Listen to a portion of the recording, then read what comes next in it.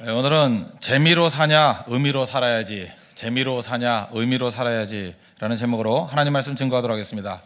예수님의 제자는 12명이 있었습니다. 그 중에서 수제자라고 얘기하면 우리 잘 아는 듯이 베드로입니다. 오늘 누가복음 5장의 말씀은 수제자인 베드로를 예수님이 처음 만나는 그런 장면입니다. 오늘도 예배 시간에 처음으로 예수님 만나는 사람이 있을 것입니다. 도대체 베드로가 예수님 처음 만났을 때 어떤 일이 벌어졌는가, 오늘 그걸 살피겠습니다. 예수님 만나면 나타나는 현상이 있습니다. 오늘 네 가지로 살피겠습니다. 첫 번째는 예수님께서는 우리를 응원해 주신다는 것입니다.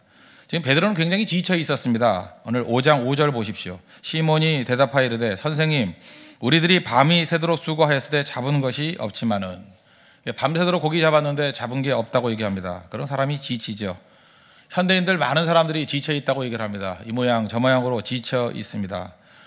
저는 얼마 전까지 20대들을 중심으로 사역을 많이 했습니다. 그런데 이제 저도 나이가 들다 보니까 이제는 같이 늙어서 30대가 우리 홍대세교회는 제일 많이 모여 있습니다. 그 30대들의 특징이 뭘까? 30대들은요, 먼저 20대의 특징을 먼저 살펴야 30대의 특징을 이해할 수 있다고 생각합니다. 20대는 일단 꿈이 있습니다. 만나면 다 꿈 얘기입니다. 20대는 또 이상이 있습니다. 또 기대감이 있습니다. 그러다가 사회에 나가서 세상과 부딪혔습니다. 그랬더니 생각보다 세상이 만만치 않고 사회가 만만치 않다는 것을 느끼게 됩니다. 그래서 부딪힘 이후에 많은 30대들이 좌절하고 또 실패감에 사로잡혀 있고 또 상실감에 사로잡혀 있습니다. 그래서 제가 지금도 생각을 한번 해봤습니다. 20대의 어떤 형제, 생각해보니까 의욕이 넘치는 형제였습니다. 지금 30대 중반인데 지금 허약하고 맨날 말하는 게 나는 무능해요, 이런 소리 참 자주 합니다. 또 어떤 20대 자매를 알고 있었습니다. 눈빛이 살아있는 자매였습니다. 저는 눈이 작아서 눈빛이 살아있는 사람에게 인상을 받습니다. 눈빛이 살아있었는데 지금은 결혼해서 아이를 키우다가 지쳐 있습니다. 그래서 요즘에 상담 내용이 뭔지 아십니까? 육아와 직장 어떻게 동시에 감당할 수 있습니까? 그거 골몰합니다. 20대에 항상 얘기했던 게 꿈과 비전이고, 하나님이 나를 위해서 무슨 뜻을 이루시기를 원하십니까? 이런 질문이었는데 지금 현실 속에 매몰되어서 육아냐 직장이냐, 이것이 온통 그의 뇌리를 사로잡고 있는 모습이 되더라는 것입니다. 이걸 보면서 느꼈습니다. 현실은 참 무서운 것이다. 현실은 꿈을 죽이고, 현실은 우리의 의욕을 죽이고, 현실은 우리의 이상을 다 죽이는 것이구나. 베드로가 그랬습니다. 현실 속에 있으니까 밤새도록, 전문가 아닙니까? 고기 잡는 전문가인데 밤새도록 고기 잡아도 못 잡았다라는 거예요. 현실이 이렇게 무서운 것입니다. 그런데 지치고 낙심해 있을 때 예수님 오셔가지고 하신 일이 뭡니까? 한마디로 해서 응원해 주셨다는 거예요. 넘어지고 깨져 있을 때 아무도 우리 주변에 안 옵니다. 그런데 예수님 오십니다. 그래서 우리를 응원해 주신다는 거예요. 인생에서 제일 중요한 게 뭔지 아십니까? 응원하는 존재예요. 누군가가 나를 응원해 주면 거기서 어마어마하게 힘을 얻는다는 것입니다. 응원하는 사람은 잘 몰라요, 그죠? 응원 받는 사람이 얼마나 힘을 얻는지. 자기도 한번 넘어져 보십시오. 그때 응원해 주는 사람이 얼마나 큰 힘이 되는지 그걸 깨닫게 된다는 것입니다. 어린 시절 아이들이 왜 이렇게 밝게 자라는지 아십니까? 주변에 있는 사람들이 다 응원해 주기 때문에 그렇습니다.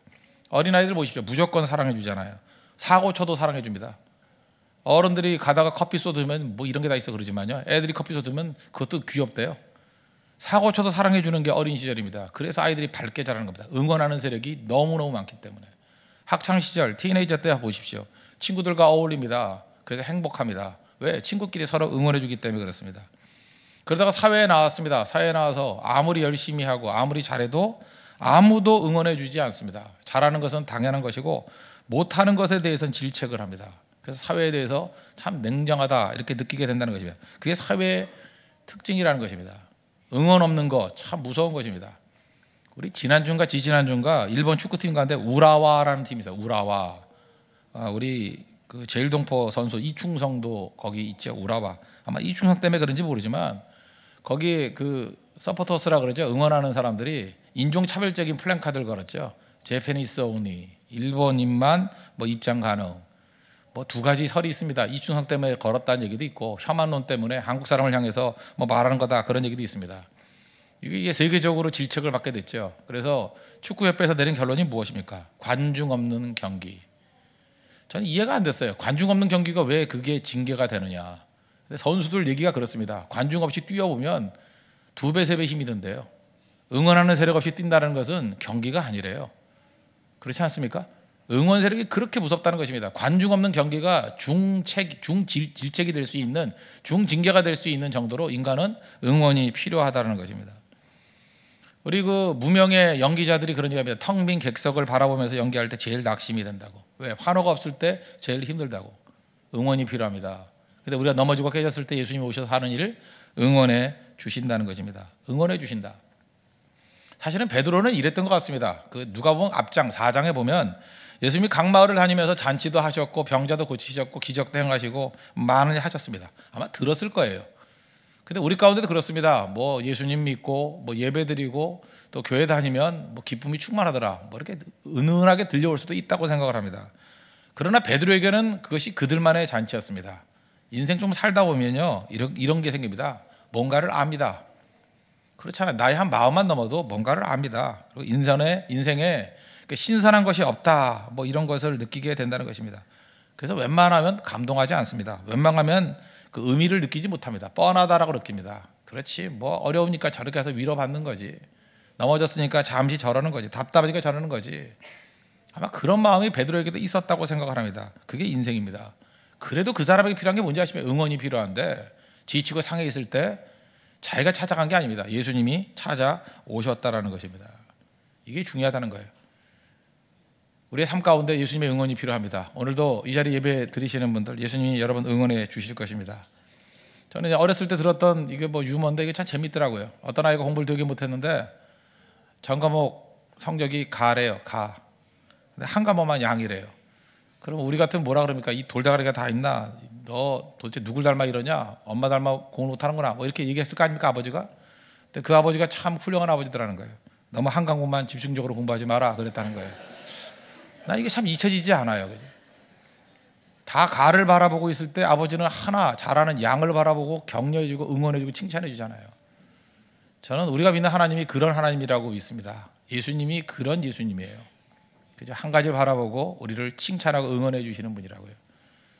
우리 넘어지고 깨지고 상처 입을 때가 많이 있지 않습니까? 참 묘해요. 이사야서 43장 25절 보니까 하나님이 스스로 이렇게 묘사를 하십니다. 나는 내 허물을 도말하는 자니 없애버리는 자니 내 죄를 기억하지 아니하리라. 하나님은요 예수님의 십자가를 의지하고 우리가 회개하기만 하면 우리 죄를 기억도 하지 않는데요.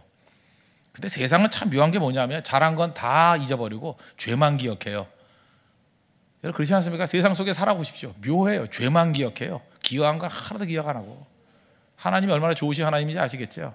다 잊어버리고 죄는 기억하지 아니하시고 우리가 믿는 것, 헌신한 것 그것만 기억해 주신다는 거예요. 히브리서 11장을 우리 보통 믿음장이라고 얘기합니다. 그러니까 믿음의 사람들을 쭉 묘사를 하고 있거든요. 그중에 야곱이라는 사람이 있는데 야곱 히브리서 11장 21절 보니까 야곱은 원래 속이는 사람 아니었습니까? 뭐 팥죽 한 그릇으로 장자권 뺐고 축복 뺐고 계속 속이는 사람이었어요. 근데 그런 거를 하나도 기억하지 아니하고 히브리서 11장 21절 보니까 야곱은 죽을 때 요셉의 가가들에게 축복하고 그다음 그 지팡이 머리에 의지하여 경배하였으며 야곱이 한 것 딱 두 가지만 기억하고 있어요. 그는 축복하는 사람이었다. 바로 왕도 축복하고 주변에 있는 12아들 다 축복하는 사람이었고 또 하나님을 경배하는 자였다. 얼마나 고맙습니까? 우리는 야곱 그러면 이런 거 생각 안 나죠. 축복 생각 안 나고 경배하는 거 생각 안 나고 속인 것만 생각하잖아요. 우리가 악하기 때문에 그렇습니다. 근데 하나님은 그건 다 잊어버리시고 그는 축복하는 존재였고 경배하는 존재였다. 이게 우리가 믿는 하나님입니다. 예수님 우리를 응원해 주신다는 거예요. 오늘도 예수님의 응원으로 말미암아 일어설 수 있는 믿음의 종 되기를 바랍니다. 두 번째로 예수님께서 우리에게 도전을 주셔. 도전. 4절 보십시오. 말씀을 마치시고 시몬에게 이르시되 깊은 데로 가서 그물을 내려 고기를 잡으라. 깊은 데로 가서 고기를 잡으라. 그물을 내려 고기를 잡으라. 우리 이거 잘 못합니다. 왜 못하죠? 우리는 도전을 못해요. 하다가 넘어지니까 새로운 일 시도하려기보다는 수성에 급급합니다. 그리고 세상 앞에서 내가 너무 작아 보여요. 그래서 골리앗 앞에 서 있는 다윗과 같은 모습, 그게 우리의 모습이라는 것입니다. 옛날에 우리 복음성가 가운데 그런 찬양이 있었어요. 무지개를 찾아다니시나요? 돌고 도는 생활하시나요? 그러면서 그 다음에 나오는 게 뭐냐면 드려요 주님께 모두 다 드려요. 뭘 드리냐? 세 가지예요. 깨진 꿈, 상한 마음, 지친 몸. 참 이거 제가 청소년 시절에 참 좋아했던 찬양이었어요. 그죠? 깨진 꿈, 항상 꿈은 깨지고 마음은 항상 상하고 상한 마음 그리고 지친 몸, 항상 피곤해 있다는 거예요. 그러면 슬픈 마음 기쁨으로 변한대요. 아주 단순한 찬양이지만 이게 예수님이 우리에게 해주시는 능력이라고 생각을 합니다. 주님 앞에 나아가면 우리를 이렇게 회복시켜 주신다는 것입니다. 우리는 늪에 빠져 있습니다. 세상은 우리를 정죄하거든요. 네가 뭐 할 수 있느냐? 너는 아무것도 못해. 그런다고요. 근데 예수님에 대해서 우리는 어떻게 생각되느냐? 예수님은 좋은 코치예요. 그래서 우리에게 도전해 주십니다. 그죠? 더 나은 한 단계 높은 곳을 향해서 나아가도록 도전하게 만드신다는 거예요. 깊은 곳에 그물을 내려서 고기를 잡으라. 이렇게 도전해 주신다는 거예요. 우리 김연아 선수 스케이트 참 잘 타죠? 피겨 스케이팅 최고 아닙니까? 저는 김연아 선수의 그 일대기를 쭉 보면서 김연아가 그렇게 세계적인 선수가 됐던 계기가 있습니다. 캐나다의 코치 한 사람이에요. 브라이언 오셔라는 사람. 브라이언 오셔. 여러분 아십니까? 브라이언 오셔 만나가지고 그 인생이 바뀌었습니다. 밴쿠버 올림픽에서 그렇게 잘했던 것도 사실 브라이언 오셔 때문에 그래요. 그 이후에 김연아가 최고의 선수가 된 거지. 그 이전에는 사실 그 정도는 아니었어요. 그 퀸 유나 이게 언제 나왔습니까? 브라이언 오셔라는 사람. 근데 이번에 브라이언 오셔가 소치 올림픽 때 일본 남자 대표 한유 유주루라는 사람 또 코치를 맡았대요. 또 우승했죠. 여자도 우승시키고 남자도 우승시키고. 우리는 김연아 외에는 별 관심이 없죠. 소트니코바 외에는 별 관심이 없지만 사실 이 소치 올림픽에서 최고의 스타는 사실 그 한유 유주루라는 사람이에요. 남자 싱글인데 그러니까 그 남자의 김연아 같은 선수죠. 그런데 그 점수가 싱글에서 100점이 넘었어요. 이 보통 100점 안 넘거든요. 한 70점, 80점, 100점이 넘었다. 거의 완벽한 연기. 그래서 사실 이 소치 올림픽에서 제일 주목받던 사람이 한유 유주라는 사람이에요. 감독이 누구라고요? 브라이언 오셔. 저는 이런 생각을 해봤습니다. 우리에게도 우리 인생 가운데 이런 브라이언 오셔 같은 좋은 코치가 있으면 얼마나 좋을까. 있습니다. 그게 예수님이라는 거예요. 예수님 우리 인생 가운데 가장 좋은 길을 주시는 분이라는 것입니다. 우리 각각의 힘이 한계가 있습니다. 능력이 뭐 무한대로 있는 게 아니잖아요. 인간의 힘이 한계가 있습니다. 두 가지가 있거든요. 길을 알고 가는 것과 모르고 가는 것. 길을 모르고 가는 사람은요, 길을 찾는데 인생의 반을 씁니다. 반도 더 써요. 어느 게 길인가. 길 찾다가 다 지쳐버려요. 길을 찾았습니다. 그래서 초인길이 힘든 거예요. 길 찾는 데 에너지를 너무 많이 쏟기 때문에. 길을 찾고 난 다음에 가려니까 갈 힘이 없는 거예요. 그런데 예수님이라는 좋은 길 대신 코치를 두면요, 예수님이 그러셨거든요. 내가 곧 길이요, I'm the way. 그죠? 내가 곧 길이라 그래요. 진리요, 생명이니. 예수님이 길 되어 주시기 때문에 예수님 말씀 그대로 따라가기만 하면 사실 순종하는 데만 에너지를 다 쏟으면 된다는 거예요. 그래서 많이 갈 수 있고 빨리 갈 수 있고 힘차게 갈 수 있습니다. 도전 주시고 우리가 길을 제시해 주시는 분이 바로 예수님이라는 것입니다. 나보다 나를 더 잘하시는 분이 예수님입니다. 아까 찬양했죠? 그 예수님 믿고 의지하고 나아가면 가장 빠른 길로 갈 수 있다는 것입니다. 오늘 그 길이 뭐라는 거예요? 말씀이죠. 그래서 교회가 말씀이 살아있는 교회들은요, 성도들이 별로 힘들지 않게 이렇게 나아갑니다. 왜? 모든 에너지를 순종하는 데만 쏟으면 되기 때문에.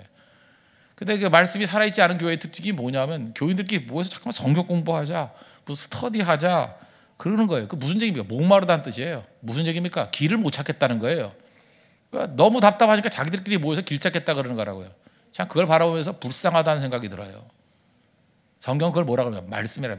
말씀이 길이래요. 말씀 듣고 그 말씀대로 그 따라가면 그게 길이 되어서 여러분의 삶 가운데 도전이 되고 풍성한 능력을 나타나게 된다는 것입니다. 베드로 보십시오. 길을 몰랐죠?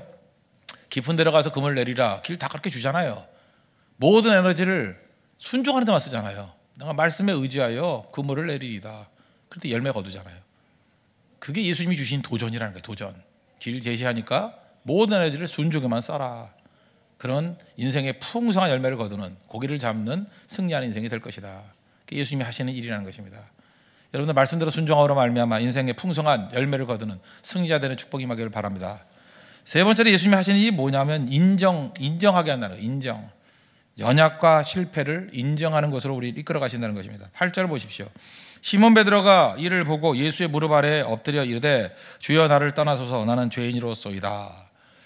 그 고기 많이 잡고 난 다음에 베드로가 야 고기 많이 잡았네 하고 흥분하고 기뻐하는 것보다는 자기 자신의 연약함을 봤습니다. 자기 자신의 실패를 봤습니다. 그리고 자기가 연약하다는 것을 인정하잖아요. 베드로는 남자 중에 남자입니다. 남자들이 제일 못하는 게 뭔지 아십니까? 자기 자신의 실패를 인정하는 거, 자기 자신의 연약함을 인정하는 거. 그 남자들이 제일 못합니다. 여기 남자분들도 계시고 여자분들도 계시는데 남자들이 행복을 느낄 때가 언제인지 아십니까? 존경받을 때예요. 남자는 딴 거 없습니다. 뭐 천만금이 있다 할지라도 존경 못 받으면 남자는 행복하지 못합니다. 존경해, 존경. 요즘에 뭐 정도전이라는 뭐 그 드라마도 하는데 거기 이방원 나오지 않습니까? 이방원이 아버지에게 인정받는 거, 이쪽이 존경이잖아요. 그거 없으면 왕이라 할지라도 만족 못해요. 특별히 여자한테 인정받지 못하면 남자는 절대 행복하지 못합니다. 남자는 존경이에요. 존경해줘야 남자는 행복하고, 여자는 여자 가지에서 모르지만 뭐 사랑받아야 행복한다면서요. 그렇게 믿고 싶습니다. 예. 사랑받아야 행복하대요. 좀 달라요. 조금 다르다고요. 그래서 제가 이런 글을 한번 읽은 적이 있습니다. 소년에서 남자로, 원문은 보이스 투 맨이라는 건데 90년대 살았던 분들은 아시죠? 보이스 투 맨이라는 그런 그 보컬 그룹이 있습니다. 저도 참 좋아했는데 노래. 그 보컬 그룹은 얘기 말고 글이에요, 글. 소년에서 남자로. 거기 보니까 이런 얘기가 나옵니다. 소년은 학생이지만 남자는 스승이다. 소년은 소비자지만 남자는 생산자다. 소년은 장난감 가지고 놀지만 남자는 도구로 일을 한다. 소년은 질문만 하지만 남자는 해답을 가지고 있다. 소년은 산만하지만 남자는 질서가 있다. 소년은 끼리끼리 놀지만 남자는 팀을 만든다. 소년은 불장난하지만 남자는 가정을 이룬다. 소년은 실패를 변명하지만 남자는 성공을 이룰 전략을 가지고 있다. 소년은 돌봄받기를 원하지만 남자는 돌볼 사람을 찾는다. 소년은 현재만 집중하지만 남자는 과거를 반성하고 현재를 충실하게 살고 미래를 준비한다. 좋은 거 다 갖다 붙였어요. 그 다음에 중요한 게 이거예요. 소년은 인기를 추구하지만 남자는 존경을 추구한다. 이게 제일 마음에 와닿더라고요. 마지막 이거. 소년은 인기를 추구하지만 남자는 존경을 추구한다. 저희 몇 사람한테 이걸 얘기했더니 형제들은 별로 공감을 안 하는데 자매들은 다 공감을 하더라고요. 이런 남자 없어요. 없습니다. 그게 문제죠. 근데 베드로는 이걸 쭉 읽어보니까, 베드로에게 적용시켜보니까 베드로는 남자 중에 남자예요. 그죠? 그래서 베드로는 분명히 존경에 대한 뜨거운 욕망이 있었습니다. 그런데 그런 남자 중에 남자인 베드로가 자기 자신의 실패와 무능을 인정한다는 거, 이거 쉬운 게 아니라는 것입니다. 여기 자매들도 많이 있죠. 남자들이 좀 달라요, 여자들하고. 운전을 하러 갑니다. 운전을 하다가 이상하게 남자들 맨날 길을 잃어버려요. 어딘지도 모르고. 그죠? 내비게이션 있는데도 불구하고 이상해요. 어떻게 길을 잃어버려요. 그때 여자들이 이렇게 가만히 계셔야 됩니다. 입이 있다가 막 떠들면 안 돼요. 너는 길도 못 찾냐? 그러면 헤어지는 거예요. 그 분노심, 살인 의욕을 느껴요. 살인 의욕. 너는 길도 못 찾냐? 한둘 더해서 너 잘하는 게 뭐냐? 그러면 그걸로 이미 사랑받고는 끝나는 거예요. 그게 남자입니다. 남자. 제가 옛날에 뭐 이렇게 연애 특강 같은 거 할 때 그런 얘기 많이 했는데, 여자분들이요, 이게 남자에게 별로 이렇게 관심이 없으면요, 그냥 자동차를 같이 타면 옆에서 자요. 남자에 관심이 없으면, 관심이 없으니까 자죠. 여자가 잔다는 얘기는 관심이 없다는 뜻이에요. 그래서 남자는 어떻게 느끼느냐 하면, 이 여자가 얼마나 나를 믿으면 이렇게 곤히 잠이 들까. 저도 딸이 둘이 있는데 항상 그런 얘기합니다. 남자가 어디 가면 잠이나 자라. 자는 게 최고예요. 자는 게, 그죠? 자면은 이렇게 나를 얼마나 믿으면 이렇게 자나. 그런데 어느 순간 여자가 남자를 사랑하기 시작합니다. 사랑하기 시작하면 잠이 안 와요. 혹시 죽으면 어떡하나, 사고 나면 어떡하나. 그래서 계속 간섭하는 거예요, 그죠? 왜 이렇게 빠르냐, 브레이크를 많이 잡느냐. 이제 그때부터 남자가 느끼는 게 뭐냐면, 이 여자는 나를 믿는 거야? 도대체 뭐 하는 거야? 그러면서 여자에게 경멸을 느껴요. 그게 차이점이죠. 여자가 남자 별로 사랑하지 않으면 뭘 갖다 먹던 말던, 먹다 죽으면 네가 죽지 내가 죽냐 하고 별 관심 안 가져요. 그냥 아무거나 드시죠. 그러면 남자 굉장히 행복감을 느껴요. 이 여자는 정말 나에게 자유를 주는구나. 정말 좋은 여자야. 그런데 여자가 남자를 사랑하기 순간 하는 그 순간부터 좋은 거 먹이려고 유산균 먹어라 그러고, 세븐 먹어라 그러고, 프로바이오틱 뭐 이런 거 먹어라 그러고, 거기다가 울트라 붙은 거 먹어라 그러고, 그 짜증 나죠. 이게 뭐 이런 게 다 있나 하고. 그러니까 여러분 아시겠죠? 무슨 얘기냐면 남자의 속성이 그렇다는 것입니다. 베드로도 그랬어요. 자기 자신의 연약함, 부족함 이거 다 인정하는 거 싫고 오로지 남자의 자존심 하나. 그런 베드로가 나는 죄인입니다. 나를 떠나소서. 이거 쉬운 일 아니거든요. 베드로 전공이 뭐예요? 고기잡이 아닙니까? 예수님 전공이 뭐예요? 목수잖아요. 목수 조언 듣고 고기 무지 잡았어요. 자존심 무지 상하죠? 그렇잖아요. 고기잡인데 어부가, 그죠? 이 어부가 거기에 굴복하잖아요. 이걸 뭐라 그럽니까? 기독교적인 용어에서는 깨진다 그래요. 예수님 앞에서 깨진 거예요. 자기 자신의 자아가 깨진 거예요. 무너진 거라고. 예수님 만나면요, 이렇게 깨지는 순간이 옵니다. 내 모든 것들이 다 무너져 버려요. 찬양이죠. 나보다 나를 잘하시는 주님. 아, 주님이 나보다 훨씬 나를 잘하시네. 이거 깨닫는다는 거예요. 여러분, 개개인의 다 그런 나름대로의 능력이 있지 않습니까? 금년이 말의 해인데 우리 다 같이 야생마 같은 사람들이 많아요. 야생마 힘이 얼마나 좋습니까? 힘 좋다고 야생마가 최고인가요? 아니죠. 야생마 훈련 받아야 됩니다. 고삐대로 움직여야 명마되는 거예요. 경주마되는 거예요. 우리 한 사람 한 사람 자기 자신의 야생마 됨을 인정해도 괜찮습니다. 뭐 각각 뭐 그게 나쁜 건 아니에요. 그러나 중요한 것은 고삐를 예수님께 넘겨드리십시오. 그때부터 인생이 달라진다는 거예요. 그래서 예수님 믿게 되면, 예수님 의지하게 되면 세 번째 단계가 꼭 있게 됩니다. 자기 자신의 연약함과 실패를 인정하는 단계, 예수님께 고삐를 내드리는 단계. 그때 최고의 인생을 살 수 있다는 것입니다. 내 삶을 의탁과 유일한 해답 예수님입니다. 예수님께 고삐를 내드릴 수 있는 믿음의 종 되기를 바랍니다. 네 번째, 예수님 만나면 나타나는 게 뭐냐? 가치, 밸류인데 가치관이 생긴다는 것입니다. 10절 보십시오. 세베대의 아들로서 시몬의 동업자인 야고보와 요한도 놀랐습니다. 예수께서 시몬에게 이르시되 무서워하지 말라. 이제부로는 내가 사람을 취하리라 하시니. 꿈을 주셨습니다. 고기 잡는 것에서 이제는 네가 사람을 취하리라. 또 다른 말로 사람 낳는 어부가 되리라. 칭찬은 고래도 춤추게 한다 그러죠. 이러한 꿈은 인생을 춤추게 만든다는 것입니다. 사람에게서 제일 힘든 게 뭔지 아십니까? 미래가 없으면 인생은 무너지게 되어 있습니다. 미래가 있으니까 이렇게 살아가는 거예요. 꿈이 있으니까 살아가게 되는 거죠. 가을쯤 되면 저는 옛날에 좋아했던 게 뭐냐면 그 할머니 댁에 가가지고 잠자리 잡는 거 많이 했어요. 잠자리 아시죠? 잠자리, 드래곤 플라이, 잠자리 이렇게 딱 잡잖아요. 제가 약간 믿음이 없을 때는 그 날개 뜯어서 막 그렇게 장난치고 했는데 그 다음부터는 이제 그러지는 않았습니다. 잡아요. 이렇게 잡으면 날개를 이렇게 손가락으로 딱 잡아요. 잡고 한 5분쯤 가지고 있어요. 가지고 있다 보면은 이제 잠자리 얼굴도 보고 눈도 보고 이렇게 관찰을 쭉 하죠. 관찰력이 좋으니까. 이제 5분쯤 놀면 이제 불쌍하니까 날려 보내고 싶잖아요. 그래서 이렇게 어깨 위에 올려놔요. 그러면 잘 보세요. 모든 기능 제가 조심스럽게 잡았다니까요. 그대로예요. 환경적으로 얼마든지 날 수 있는 조건이에요. 잠자리가 나나요? 못 날아요. 난 그게 참 이상했어요. 5분 동안 내가 손에 쥐고만 있었는데 5분 이후에 왜 잠자리가 못 날아가나? 그 이유가 있어요. 5분 동안이 잠자리의 모든 꿈이 사라지는 시간이에요. 잠자리의 좌절의 시간, 절망의 시간. 나는 죽었구나. 물론 자기도 힘을 줬겠죠. 줬는데도 움직이지 않으니까 불가능의 시간이에요. 사실 환경적으로 날 수 있거든요. 기능적으로 날 수 있거든요. 근데 그 좌절이 조건이 됐음에도 불구하고 못 날게 되더라고요. 그러다가 조금 더 시간 지나면 그죠? 그 다음에 또 날긴 날더라고요. 근데 거기서 깨어나는데 꽤 오랜 시간이 걸려요. 저 우리 성도들을 바라보고 내 자신을 바라볼 때도 그렇더라고요. 꼭 잠자리 같아요. 잠자리에게는 5분이지만 우리에게는 그것이 며칠이 될 수도 있고 몇 년이 될 수도 있고. 경험이 아닙니다. 과거는 경험이 아니에요. 과거의 많은 부분이 우리에게 상처로 다가옵니다. 과거의 아픔으로 다가옵니다. 그래서 우리 제3자가 바라볼 때는 충분히 할 수 있어요. 근데 본인만 못해요. 나가서 하면 되는데 못해요.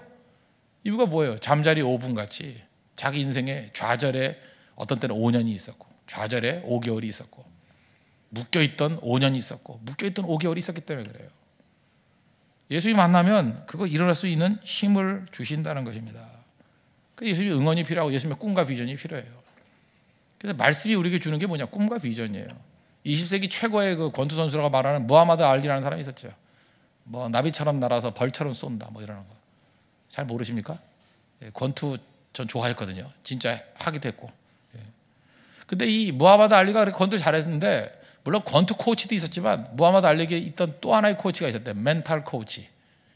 따라다니면서 주기적으로 계속해서 그를 격려해 주는 거예요. You are the greatest. 너는 최고야. You are the greatest. 너는 최고야. 그 얘기 맨날 들었대요. 너는 최고의 박사야. 너는 링에서 최고야. 너만큼 잘하는 선수가 없어. 너는 KO 시킬 거야. 너는 언제나 승리자야. 그것이 그를 살리게 되었다는 것입니다. 어렸을 때는 부모들이 맨날 그러잖아요. 너 예쁘다 예쁘다. 우리가 볼 때는 호박인데 계속 예쁘대요. 예쁘대. 안 예쁜 애가 어디 있어요. 그죠? 그래서 우리가 정직하게 가가지고 걔는 사실은 예쁘지 않은데 이러면 이제 맞아 죽죠. 아이들 때는요 그냥 무조건 똑똑하대요. 무조건 똑똑한 이유가 뭐냐? 아빠라고 얘기했대. 그 똑똑하대 그게. 그 정도로 격려받고 했잖아요. 꿈과 비전을 줬잖아요. 일어섰다는 거예요. 예수님 만나면 바로 이런 일들 주신다는 것입니다. 20대들 지금 많이 있습니다. 보니까 특징이 뭐냐? 기준이 없어요. 그래서 기준이 없으니까, 기준이 없는 걸 뭐라 그러냐? 가치관이 없다는 거거든요. 가치관이 없으니까 여기 좀 어른들도 계시는데 20대들은 기분 나쁘더라도 좀 들어주십시오. 최고의 기준이 뭐냐 하면은 기분이에요. 기분. 내 기분이 기준이에요. 그래서 기분 좋으면 좋은 거예요. 기분 나쁘면 나쁜 거고. 그러다 보니까 기준이 없는 사람의 특징이 뭔지 아십니까? 조울증에 빠져 있어요. 조증에 가면 막 신났다가 우울증에 가면 막 괴로웠다가. 그러니까 기준이 없으니까 무기력한 거예요. 성경의 역사상 가장 암울했던 시절이 그 사사기 시대거든요. 사사기 21장 25절 보니까 그때 이스라엘에 왕이 없으므로, 왕이 뭐예요? 기준이 되는 분 없으므로 사람이 각각 자기의 소견에 오른 대로 행하였더라. 기분대로 행했대요. 그러니까 조울증이 업앤다운이 심하고요. 그러니까 어떤 일이 벌어집니까? 조울증에 빠지고 무기력에 빠지게 된다는 거예요. 진짜 필요한 게 뭐예요? 인생 걸만한 기준이에요. 가치. 그걸 성경에서는 말씀이라고 얘기합니다. 말씀 붙들어야 된다는 거예요. 요즘은 온통 재미입니다. 재미. 그래서 fun generation 그러잖아요. 재미. 모든 것이 재미예요. 아니 세상에 배우자감을 고르는데 어떤 배우자가 원하느냐 그랬더니 자매들의 상당 문제. 유머 있는 남자래요. 생모만 있으면 되지 유머까지 있어야 되나? 유머가 있어야 되는데 우스란 얘기였어요. 그러니까 유머 있는 남자를 원하는데 유머 있는 남자를. 사실 옛날엔 그게 기준이 아니었거든요. 유머 있으면 뭐 할 거예요? 뭐 개그만하고 결혼할 거예요? 그건 아닌데 뭐 재미있으면 좋을 수도 있지만 그게 어떻게 결혼 조건이 됩니까? 그 얘기 무슨 얘기냐? 재미로 다 살아. 재미로. 손 안에 스마트폰 온통 재미예요. 영화 보십시오. 30초 안에 재밌지 않으면 다 돌려버려요. 재미는 오래 못 갑니다. 인생은 재미로 사는 게 아니라 의미로 살아야 돼요. 예수님 만나면 우리에게 의미를 주십니다. 분명한 의미를 주셔요. 의미가 뭐예요? 인생에 살아야 될 목표가 뭔지, 꿈이 무엇인지, 가치가 무엇인지 그걸 제공해 준다는 거예요.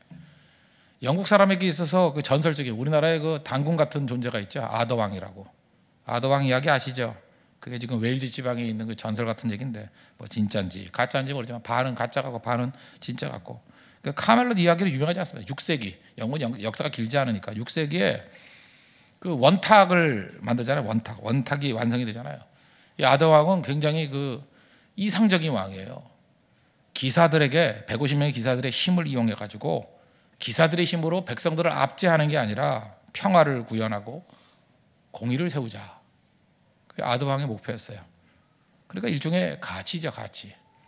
그래서 원탁회의를 하려고 원탁을 만들었다고. 요즘에도 무슨 뭐 뜻이 있는 사람들 원탁회의 그런데 그 아더왕의 얘기예요. 근데 원탁에 앉자마자 인간의 죄성이 드러나죠. 양쪽으로 갈라져서 싸우기 시작합니다. 처음에는 아름다운 뜻으로 모였는데 볼 것도 없어요. 원탁에 모여서 싸워요. 그래서 절망하는 거죠. 이게 뭔가. 그래서 어떤 한 소년이 찾아왔습니다. 왕을 찾아왔습니다. 너 누구냐? 그랬더니 나는 아더왕의 그 카멜롯의 이야기를 듣고 왔습니다. 저는 원탁의 기사가 되고 싶습니다. 절망했던 아더왕이 희망을 갖죠. 원탁의 기사가 되고 싶습니다. 하도 궁금해서 물어보죠. 또 도대체 그 이야기를 누구한테 들었니? 엄마한테 들었니? 아빠한테 들었니? 그랬더니 그 아이가 그래요. 아닙니다. 여기 오는 중에 수없이 많은 사람한테 여러 번 들었어요. 그 얘기를 하더라고요. 여기서 아더왕이 희망을 갖는 거죠. 아더왕은 이제까지 꿈과 비전을 이야기만 했거든요. 실현된 거 하나도 없어요. 오히려 실현하려고 했더니 좌절을 느꼈잖아요. 그런데 백성들 사이에서는 그 꿈과 비전이 이미 공유되어 있더라는 거예요. 아더왕이 무슨 생각을 했습니까? 현실이 있으면 현실을 개선하고 현실을 개혁하고 현실에서 발부둥 쳐야 뭐 이상적인 사회가 오는 줄 알았는데 아니더라는 거예요. 꿈만 줘도요, 꿈엔 힘이 있어요. 사람들의 마음을 움직이고 그것에 헌신하는 사람이 반드시 나온다는 거예요. 비전만 있으면, 빛만 주면 현실적으로 아무것이 없다 할지라도 어떤 결과물을 만들어 내더라는 것입니다. 똑같은 맥락이 성경에 나와요. 성경은 말씀이 그 역할을 한다는 거예요. 백지 같은 상태에서 하나님 말씀이 증거되면 그것이 꿈이 되고 비전이 되어서 나중엔 현실이 된다는 것입니다. 그것을 교회에서 뭐라 그러는지 알아요? 성육신 그래요. 요한복음 1장 14절 보니까 말씀이 육신이 되어. 말씀 자체가 현실화된다는 거예요. 다 우리 가운데 거하시면 그분 중에 한 분이 예수님이랑 예수님 말씀이 우리의 몸 가운데 온다는 거예요. 히브리서 11장 1절 우리 믿음장이라 얘기하죠. 믿음은 바라는 것들의 실상이요 보이지 않는 것들의 증거니. 교회에서 하는 일이 뭔지 아십니까? 저는 가장 중요한 게 그거라 생각해요. 말씀 증거하는 거예요. 말씀 들으면 여러분 마음 가운데 꿈뚝꿈뚝 꿈이 생깁니다. 비전이 생깁니다. 뭐 꿈만 있으면 다 됐냐, 비전만 있으면 다 되느냐? 안 그렇습니다. 그게 현실이 돼요. 현실이 돼요. 이 아도왕의 소녀 보십시오. 소년 보십시오. 그 이야기 듣고 와가지고 현실적으로 변화시키잖아요. 말씀이 그 역할을 합니다. 예수님 만나서 여러분의 기준이 조울증에 빠져있는 인생에서 기준이 명확한 말씀이 되는, 그래서 내가 목숨 걸만할 일이 생기고 내가 왜 살아야 되는지를 명확히 깨달을 수 있는 그런 은혜의 백성 되는 축복이 임하기를 바랍니다. 그게 예수님입니다. 그 예수님 영접하는 믿음의 시간 되기를 축원합니다. 모두 자리에 서련하겠습니다. 공과 고의 하나님 찬양하겠습니다. 나보다 나를 잘 아시는 주님,